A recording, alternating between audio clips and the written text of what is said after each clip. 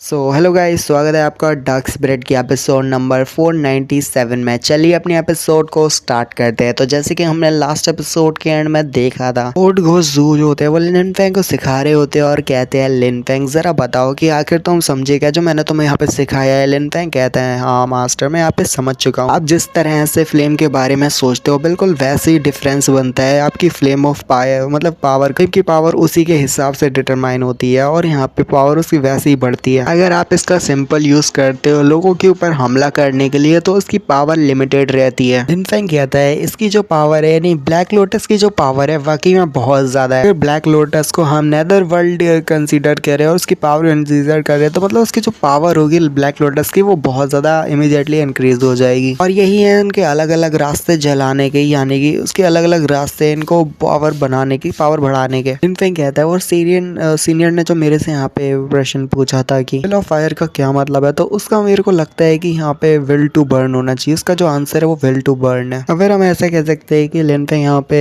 उसका आंसर बताते हुए कहता है कि ये सीखना है कि कैसे हम किसी चीज को जलाते हैं या फिर उसके प्रति उसको समझते हैं। जबकि लिन फेंग के सीनियर कह रहे होते हैं, लिन फेंग जरा वहाँ देखो, तो मैं उस बड़ी सी जो चट्टान है उसको, या बोल सकते माउंटेन, उसको हटा देना, इरेज कर देना, पूरी जो चट्टान है उसको हटा दो। इसे अपने फ्लेम का यूज करते हुए लिन फेंग कह रहा था मन में, ये सीनियर आके क्या कह रहे हैं, क्या उनको पता भी कि वो जो माउंटेन है कितनी बड़ी है, बहुत ज्यादा डिफिकल्ट है इसको पूरी तरह से मेल्ट करना। सीनियर होते हैं वो कह रहे होते हैं, लिन फेंग तो यहाँ पे समझना होगा, तुम्हारी पावर्स के साथ तुम बहुत कुछ कर सकते हो, जाओ जाके तुम ये कर सकते हो, मैं तुम्हें यहाँ पे कह रहा हूँ ना, तो तुम ये कर सकते हो, और हाँ तुम्हें अपनी फ्लेम का यूज करना है तो जाओ। जबकि लिन फेंग वहां से उठता है और वो जब बड़ी सी चट्टान होती है जिसको यहाँ पे सीनियर ने कहा होता है डिस्ट्रॉय करना है, तो लिन फेंग उसके सामने आके खड़ा हो जाता है। लिन फेंग कह रहा होता है बड़ी सी माउंटेन है और अपनी फ्लेम के साथ इसको मेल्ट करना बहुत ज्यादा मुश्किल है। लिन फेंग कहता है चलो देखते हैं कि मैं ये कर सकता हूँ कि नहीं। यहाँ पे वो बर्न कहते हैं उसके ऊपर जो अपनी फ्लेम होती है उसका इस्तेमाल करता है और कहता है लिन फेंग कि ये तो आधा से यहाँ पे जो स्नो है इसकी हटी हुई है, आधी सी मेल्ट हुई जहाँ से मैंने इसको बर्न किया है। वो बर्न कहते हैं बहुत जगह से इसको बर्न करने की कोशिश करता है। लिन फेंग कहता है ये तो ट्राई नहीं हो रहा, मतलब लिन फेंग कहता है इसको तो कोई फायदा ही नहीं हो रहा है। जबकि लिन फेंग बहुत ज्यादा ट्राई करता है और कुछ होता नहीं। उसके बाद जो 3 दिन होते हैं गुजर जाते हैं। 3 दिन बाद कहते हैं लिन फेंग अभी तक उसको चला नहीं पाया होता। सीनियर वहाँ पे चेस खेल रहे होते हैं और कह रहे होते हैं, जो ओल्ड घोस्ट होते हैं वो बाकी के 3 लोगों के साथ चेस खेल रहे होते हैं। एक तो हमारा होता है वही स्वॉर्ड वाला बंदा मैडमैन, जबकि सीनियर जू और साथ ही वही जो ओल्ड घोस्ट है वो तीनों वहाँ पे खेल रहे होते हैं। सीनियर जू पूछते हैं ओल्ड घोस्ट जरा बताओ कि आखिर तुम्हारे सिखाने की वजह से क्या वो यहाँ पे कुछ सीख भी पाएगा, मैं क्या लगता है उसको कितने दिनों की जरूरत है। जबकि वो बंदा कहता है कि इतनी ज्यादा जल्दी क्या है। फिर वो मैडमैन से कहते हैं, यानी स्वॉर्ड मैडमैन से, कि तुम यहाँ पे उसको देखना बंद करो और यहाँ पे कोशिश करने की तो डिस्टर्ब ना करो। यहाँ पे कंप्रीहेंशन करने की ट्राई करे जिससे वो कंप्रीहेंशन कर पाए ठीक से। स्वॉर्ड मैडमैन कह रहा होता है, अच्छा मेरे को लगता है कि तुम्हारे जैसे बंदे के साथ उसको बहुत सारा टाइम लग जाएगा सीखने में। ओल्ड घोस्ट जो जू होते हैं वो यहाँ पे कह रहे होते हैं कि देखो मैं जब उसको सिखाऊंगा तो वो पक्का यहाँ पे अंडरस्टैंड करेगा, वो विल को यहाँ पे सीखेगा, फायर की जो विल है। स्वॉर्ड मैडमैन भी सोच रहा होता है एक ऐसा यंग एज का लड़का जो कि यहाँ पे स्वॉर्ड इंटेंट के 5 लेवल तक पहुंच चुका है, ये बहुत ज्यादा हैरानी की बात है, ताज्जुब की बात है। पर यहाँ पे मैं इसको तो और भी ज्यादा देखना चाहूंगा, इस बंदे को गाइड मैं करना चाहूंगा। लिन फेंग का सीन दिखाता है जो कि अपनी फ्लेम का यूज कर रहा होता है, वही बड़े वैसे माउंटेन को यहाँ पे पिघलाने की कोशिश कर रहा होता है। लिन फेंग कह रहा होता है मन में ये तो बहुत ज्यादा कम है, मैं ऐसे इसके साथ तो पूरी माउंटेन को नहीं पिघला सकता। इसके बाद जो होता है लिन फेंग बहुत ज्यादा गुस्सा आती है और यहाँ पे 6 दिन भी गुजर जाते हैं। 6 दिन बाद जो लिन फेंग होता है और भी ज्यादा ध्यान से कल्टीवेट कर रहा होता है और मन में सारी चीजों को जो होता है कंप्रीहेंड कर रहा होता है। लिन फेंग कह रहा होता है फायर की जो वेल होती है वो बर्निंग होती है और साथ ही अगर आपको इसकी पावर को स्ट्रॉन्ग बनाना होता है तो आपको यहाँ पे फायर को कंट्रोल करना सीखना होता है। फायर को कंट्रोल करना जितना अच्छे से सीखोगे उतनी ज्यादा आपकी जो फायर होगी, फायर की जो पावर होगी वो उतनी ही ज्यादा बढ़ेगी। तो मेरे को यहाँ पे समझना होगा किसी बैटल के दौरान होता है जब मैं यहाँ पे फायर का यूज करते हैं तो बहुत जल्दी वो यहाँ पे गायब हो जाती है। माना कि मेरे अपोनेंट जो होता है मर जाता है पर फ्लेवरी जो फायर होती है बहुत जल्दी यहाँ पे बुझ जाती है। वजह सिर्फ यही है क्योंकि मेरा जो फायर के ऊपर कंट्रोल है वो सफिशिएंट बिल्कुल भी नहीं है। अगर मैं अपनी फ्लेम के ऊपर विल ऑफ बर्न का यूज करता हूँ, सारी चीजों में यहाँ पे विल ऑफ बर्न का यूज करता हूँ, जब मैं यहाँ पे फ्लेम का इस्तेमाल करूँ तो शायद हो सकता है मैं इसको नेचुरल बना सकूँ। जो मेरा अटैक होगा, जो मेरा फायर पावर का अटैक होगा वो बहुत ज्यादा पावरफुल होगा, पहले से ज्यादा स्ट्रॉन्गर होगा। कहता है नेदरलैंड ब्लैक लोटस जो है उसकी पावर ज्यादा है। फिर मैंने फ्लेम के अंदर यहाँ पे ठीक से विल ऑफ बर्न का यूज किया तो हो सकता है मैं शुरुआत से लेकर अंत तक उसकी जो फ्लेम उसको मतलब पूरी तरह से बरकरार रख सकूं। जो स्वॉर्ड होती है बिल्कुल फ्लेम की तरह की होती है, तो उसको ठीक से गाइड करना होता है और ठीक से कंट्रोल करना होता है और बर्निंग को यहाँ पे समझना होता है। लिन फेंग कहता है फिर बर्न, जैसे वो इस बार बर्न कहता है पूरी तरह से कंप्रेस करने के बाद, तो इस बार जो होता है उसकी फायर जो होती है पूरी तरह से बड़ी सी माउंटेन को अपने लपेटे में ले लेती है और वो जो बड़ी सी माउंटेन होती है वो जलना शुरू कर देती है। लिन फेंग जब उस बड़ी सी जो वो होती है वो माउंटेन उसको जला देता है तो जो स्वॉर्ड वाले जो होता है मैडमैन कह रहा होता है, जैसे कि तुमने देखा यहाँ पे कोई पर्सन नहीं है जिसको मैंने यहाँ पे चूज किया वो बहुत ज्यादा स्ट्रांग है। तो तुम्हें लिन फेंग को सिखाना है तो चलो हमको यहाँ पे तुम्हें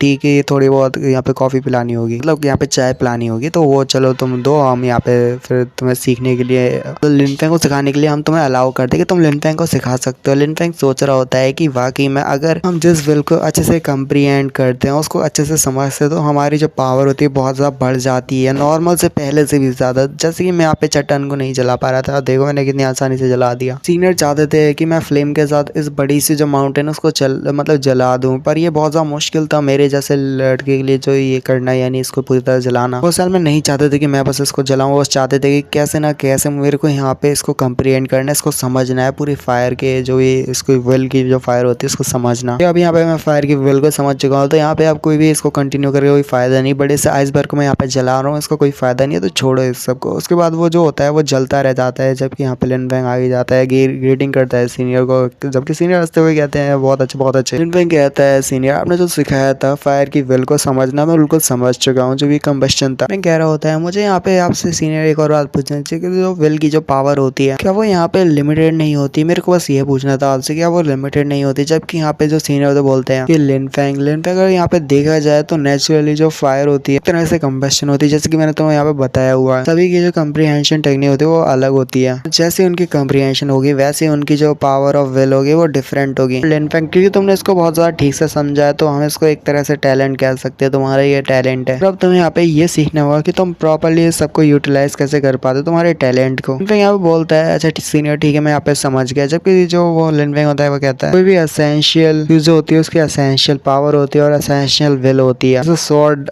स्लॉटर हो सकता है, डिस्ट्रक्शन हो सकता है, वैसे ही फ्लेम इस कंबशन हो सकता है। वैसे ही मैं यहाँ पे मतलब स्वॉर्ड के पाथ पे चल चुका हूँ, जहाँ पे मैं स्लॉट करता हूँ। मैं यहाँ पे बहुत सारे लोगों को मार चुका हूँ, जहाँ पे मैं अपने पाथ पे चलता हूँ, जहाँ पे मैं इसे कंप्रीहेंड करता हूँ। तो विल ऑफ स्लॉटर को मैं यहाँ पे कंप्रीहेंड करता हूँ, बिल्कुल वैसे ही मैंने यहाँ पे सीखा है सनराइज और सनसेट, साथ ही मैंने यहाँ पे कंप्रीहेंड किया है राइजिंग सन और साथ ही will of the setting sun. ये सब डेरिवेशन ऑफ स्वॉर्ड विल कि यहाँ सभी कंप्रीहेंशन पे डिपेंड करता है कि कंप्रीहेंशन की स्किल क्या होती है। अगर हम इसको सही से समझते हैं तो जो हमारा पावरफुल हमला रहेगा वो और भी ज्यादा पावरफुल बन जाएगा, पहले से भी ज्यादा दुगना पावरफुल बन जाएगा अगर हम इसको यहाँ पे कंप्रीहेंड करते हैं तो अपनी जो पावर ऑफ विल है उसको समझते हैं। तो सीनियर यहाँ पे नॉर्मली मेरे को यही सिखाने की कोशिश कर रहे थे, जबकि जो स्वॉर्ड मैडमैन होते हैं वो लिन फेंग की तरफ देख रहे होते हैं और लिन फेंग सोच रहा होता है ये गई तो स्वॉर्ड मैडमैन है, अगर ये मेरी तरफ क्यों देख रहे हैं, तो इस तरह से मेरी तरफ क्यों देख रहे हैं, क्या हुआ यहाँ पे कुछ बात है क्या? जबकि वो पूछता है सीनियर क्या आप मेरे को यहाँ पे कुछ सिखाना चाहते हो जो आप मेरी तरफ ऐसे देख रहे हो? जबकि सीनियर जो था जल्दी से उसका हाथ पकड़ते और कहते हैं चलो बच्चे जल्दी मेरे पीछे आओ, मैं तुम्हें कुछ सिखाना चाहता हूँ बताना चाहता हूँ। जबकि उसको सिखाने के लिए टीचिंग्स देने के लिए वहाँ से ले जाने लगते हैं कि दोनों जो सीनियर होते हैं जल्दी से उसी बंदे के पीछे आने लगते हैं और उसके सामने आके खड़े हो जाते हैं और कहते हैं कि हे स्वॉर्ड मैडमैन लगता है तुम बड़ी जल्दी में हो, तो यहाँ से जितनी जल्दी हो सके भागना चाहते हो क्यों, है ना? जबकि स्वॉर्ड मैडमैन कह रहा होता है कि हे तुम दोनों यहाँ पे क्या कर रहे हो, चलो मेरे रास्ते से हट जाओ। कि वो जो होता है ओल्ड घोस्ट से कह रहा होता है कि तुम यहाँ पे मेरे सामने होता हो तो मेरे सामने मुकाबला नहीं कर सकती, याद रखना स्वॉर्ड में